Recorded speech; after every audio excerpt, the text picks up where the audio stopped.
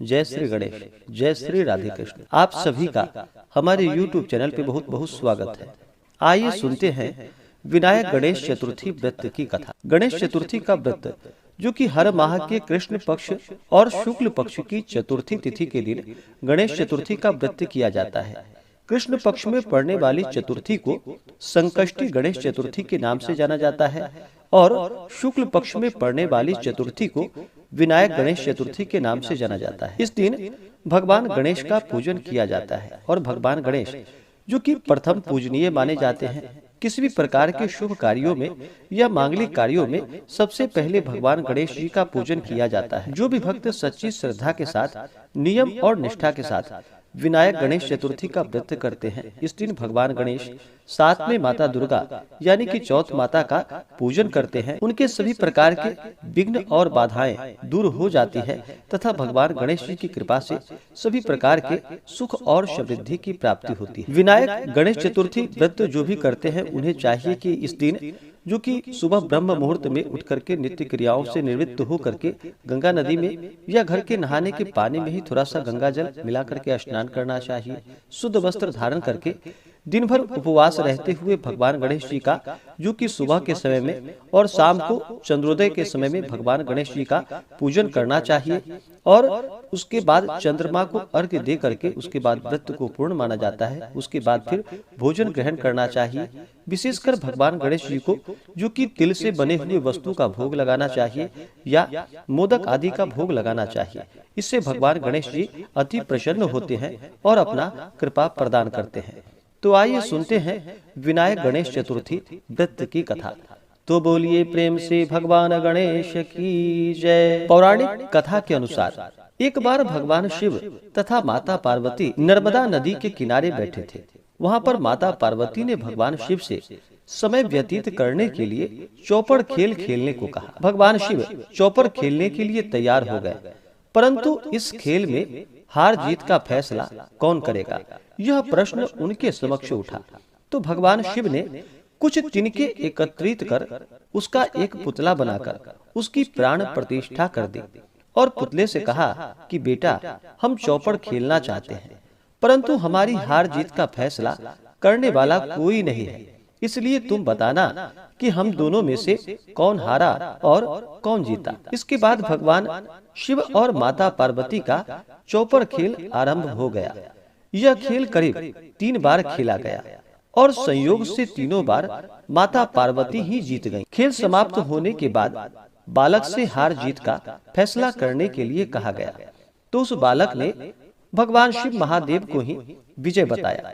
यह सुनकर माता पार्वती अत्यंत क्रोधित हो गई और क्रोध में उन्होंने बालक को लंगड़ा होने का और कीचड़ में पड़े रहने का श्राप दे डाला। बालक ने माता पार्वती से माफी मांगी और कहा कि हे माता, यह मुझसे अज्ञानता बस ऐसा हो गया है, मैंने किसी द्वेष भाव में ऐसा नहीं किया। बालक द्वारा क्षमा याचना मांगने पर माता ने कहा कि यहाँ गणेश पूजन के लिए नाग कन्याएं आएंगी, उनके कहे अनुसार तुम गणेश जी का व्रत करो, ऐसा करने से तुम मुझे प्राप्त कर पाओगे। यह कहकर माता पार्वती शिव के साथ कैलाश पर्वत पर चली गईं। 1 वर्ष के बाद उस स्थान पर जो कि नाग कन्याएं आई, तब नाग कन्याओं से श्री गणेश जी के व्रत की विधि मालूम करके उस बालक ने 21 दिनों तक लगातार गणेश जी का व्रत किया। उसकी श्रद्धा से गणेश जी प्रसन्न हुए और उन्होंने बालक को मनोवांछित फल मांगने के लिए कहा। उस पर बालक ने कहा कि हे विनायक, हे विघ्नहर्ता गणेश, मुझ में इतनी शक्ति दीजिए कि मैं अपने पैरों पर चलकर कैलाश पर्वत पर पहुंच सकूं और वे यह देखकर प्रसन्न हो। तब बालक को वरदान देकर भगवान गणेश जी वहां से अंतर ध्यान हो गए।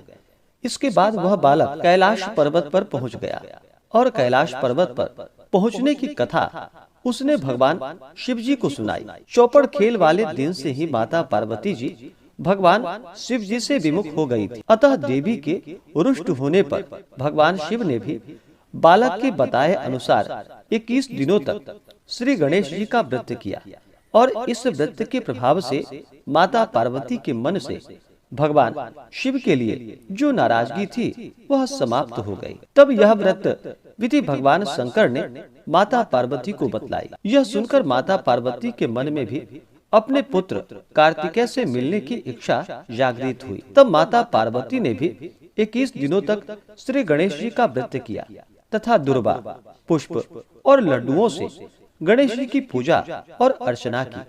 व्रत के 21वें दिन स्वयं कार्तिकेय माता पार्वती से मिलने आ पहुँचे। उस दिन से श्री गणेश चतुर्थी का यह व्रत समस्त मनोकामनाओं की पूर्ति करने वाला व्रत माना जाने लगा। इस व्रत को करने से मनुष्य के सारे कष्ट दुख दूर हो जाते हैं, मनुष्य को समस्त सुख सुविधाएं की प्राप्ति होती है। तो बोलिए प्रेम से भगवान गणेश की जय, माता पार्वती की जय, सर्वदेवी देवता की जय। इसी प्रकार से जो भी भक्त सच्ची श्रद्धा के साथ, नियम और निष्ठा के साथ विनायक गणेश चतुर्थी का व्रत करते हैं, इस दिन भगवान गणेश जी माता दुर्गा का पूजन करते हैं और फिर चंद्र देवता को अर्घ्य प्रदान करते हैं। इससे व्यक्ति के सभी प्रकार के दुख और कष्ट दूर होते हैं तथा सुख समृद्धि की प्राप्ति होती है। जब भी व्रत को धारण करते हैं तो व्रत को धारण करते समय जो कि शुद्ध और सात्विकता का पालन करना चाहिए, ब्रह्मचर्य का पालन करना चाहिए। व्रत के दौरान किसी के ऊपर क्रोध नहीं करनी चाहिए, अपने मन में किसी के प्रति ईर्ष्या या द्वेष का भाव नहीं लाना चाहिए और पूर्ण श्रद्धा भक्ति भाव के साथ भगवान गणेश जी का जो कि अक्षत, चंदन, पुष्प, धूप, दीप आदि से पूजन करके तिल से बने हुए लड्डू आदि का भोग लगाना चाहिए, मोदक आदि का भोग लगाना चाहिए। द्रव्य दक्षिणा प्रदान करके पुंगी फल, तांबूल यानी कि पान पत्र, सुपारी, लौंग, इलायची के साथ में भगवान गणेश जी को मुख शुद्धि के लिए अर्पित करनी चाहिए। इसी प्रकार से माता पार्वती का जो कि जल, पुष्प, अक्षत, धूप, दीप आदि से पूजन करके नैवेद्य का भोग लगाएं और फिर विनायक गणेश चतुर्थी व्रत का कथा श्रवण करना चाहिए और चंद्रोदय होने पर जो कि चंद्र देवता को अर्घ्य प्रदान करके कच्चे दूध का या जल का चंद्र देवता को अर्घ्य प्रदान करें। फिर अक्षत, चंदन, पुष्प, धूप, दीप आदि से पूजन करके उसके बाद ही यह व्रत पूर्ण माना जाता है। उसके बाद ही भोजन ग्रहण किया जाता है। तो आशा करता हूँ कि यह जानकारी आपको अच्छा लगा हो।